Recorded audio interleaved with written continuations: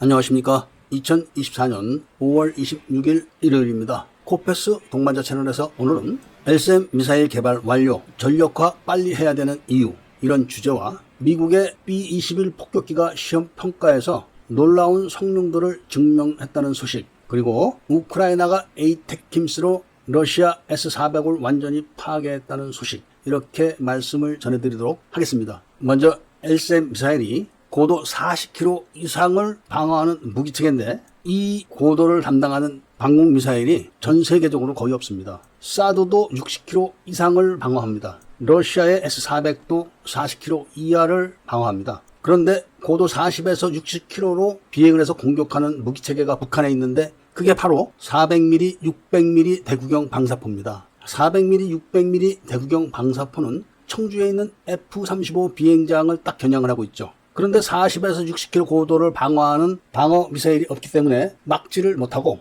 그렇기에 400에서 600mm 방사포 북한 진지를 사전에 제거를 해야 되는데 그 임무를 띈 천무2를 개발해놓고 양산을 안 해버린 겁니다. 긴 이야기가 필요 없는 겁니다. 지금 천무2 양산 시기와 LSM 미사일 양산 시기가 겹치는 것만 봐도 여러 이야기 할 게 없습니다. LSM 미사일이 얼마나 대단하냐면은 러시아의 S-400보다 월등히 뛰어난 방공 미사일입니다. 한국은 천궁2, 3 그리고 LSM, LSM2 이 정도만 갖고 있으면은 세계 각국을 향해서 큰 소리 칠 수 있는 나라가 되는 겁니다. 주로 막는 고도가 40에서 60km지만 100km 이상 올라가는 LSM 미사일은 바로 한국 함정의 최대 취약점인 중장거리 함대 방공 미사일이 되는 겁니다. 이게 굉장히 중요한 겁니다. LSM 미사일의 레이더가 다기능 에이사 레이더로서 이스라엘의 에로우 그리고 사드 미사일의 레이더와 아주 흡사합니다. 반면에 러시아의 S-400 미사일의 레이더는 기능을 통합하지 못해가지고 이것저것 막 여러 레이더를 복잡하게 늘어놓고 사용을 하지만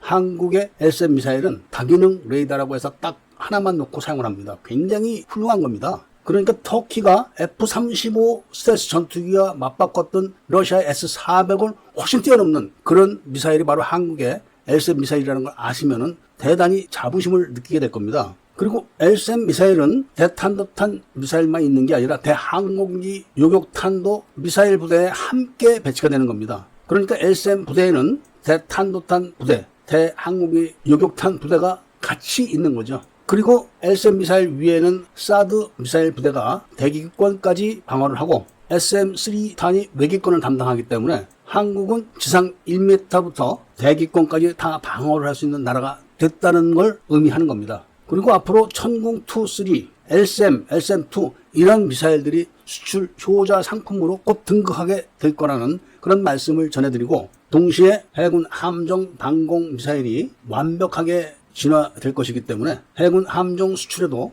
큰 기대를 해도 좋다는 말씀을 전해드리고, 모든 밀매분들이 전력화가 신속하게 이루어지도록 감시를 하고 청원을 해야 된다는 말씀을 다시 한번 부탁드립니다. 다음은 미국이 자국산 무기체계에 대해서 드러내놓고 자랑하는 경우가 거의 없지만 이번에 B-21 폭격기가 얼마나 훌륭한지 미군 당국도 시험 비행을 하면서 놀랐다는 겁니다. 그냥 한마디로 너무나 완벽하다, 이런 이야기죠. 일단 디지털 시뮬레이션 시스템이 항공기의 비행 동작과 너무나 일치하고 신속하게 수행된다는 점을 굉장히 놀라워하고 있습니다. 이 이야기는 앞으로 B-21에 바로 AI 기능이 많이 탑재될 거다, 이런 이야기를 암시하는 겁니다. 그리고 최첨단 스텔스 기술이 얼마나 완벽하게 적용됐고 그 기능이 발휘되는지에 대해서도 시험 감독을 하는 팀들이 놀랐다는 겁니다. 시험 폭격기를 탐지하는 대레이더 부대 위를 유유히 통과해가지고 타격 목표 지점까지 안전하게 도달하는 그런 성능을 엿보였고, 다양한 폭탄을 탑재해서 어떠한 임무도 수행할 수 있는 것을 실제로 다 확인했다는 겁니다. 이런 미국의 전략 무기체계가 있기 때문에 우리도 안심하고 국토방위 임무를 수행할 수 있는 겁니다. 다음 소식은 우크라이나 군대가 미국으로부터 지원받은 에이테킴스를 러시아의 S-400 부대에 발사를 했는데 그날 새로 배치된 S-400 미사일 부대의 미사일 차량과 미사일이 완전히 초토화가 되었다는 겁니다. 러시아가 요격을 하기 위해서 많은 방공 미사일을 발사했지만 에이테킴스에 탑재된 집속탄들이 러시아의 S-400 부대를 강타를 해서 괴멸을 시켰다는 것인데, 멀리서 분리돼서 날아오는 집속탄들은 요격이 불가능하다는 것을 여실히 보여준 공격 작전이었다는 말씀을 전해드리면서 오늘 이야기를 마치고자 합니다. 애국 시민분들과 밀매분들께서는 구독을 꼭 해주시고 좋아요와 알림 설정을 부탁드리면서 이야기를 들어주신 데 대해서 감사드립니다.